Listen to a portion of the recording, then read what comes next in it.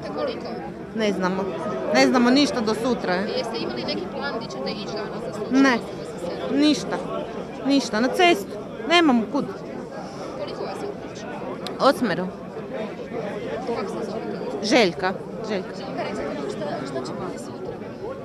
Sutra će potpisati, znači, do kad je to odgođeno. Drugo ne znam, ništa. Moram ići ovoga... Dajte, recite ponovo, nismo se od početka snimili, kako se osjećate sada, evo? Ne znam, sve mi u glavi strka i izbrka. Ovo što je bilo iščekivanje, trebalo u 10 biti deložacija do sad. Srce mi zamalo stalo. Tako je.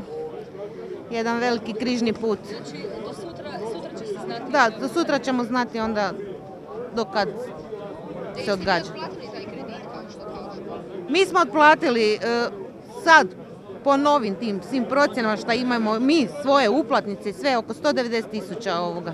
Oni još traže 160.000 eura. Ne znam gdje je kraj tome. Hvala vam lijepa. Može. Dobro, maknut ćemo se ako... Da. Može ime, prezime... Igor Kaleb. Živi zid. Da, udruga Živi zid. Ok, evo, o slučaju.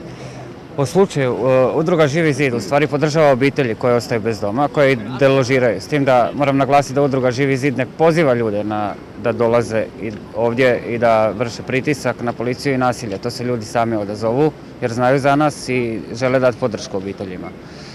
Ovdje nisam stigao na vrijeme jer su od 6 sati opkolili kuću sa svih strana, sam pokušao ući, nisam mogao.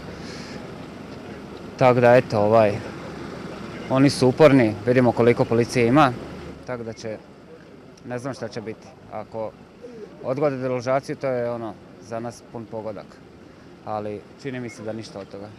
Možete li reći nešto konkretnije o samom slučaju, dakle što se dogodilo? A o samom slučaju obitelji Frlan? Pa sad točne informacije o sumama nemam sada u glavi, ali ovako znam da su vratili više nego 2 glavnice kredita i sada ih se izbacuje iz njihove kuće, s tim da je kupac kupio kuću za manju vrijednost od kuće.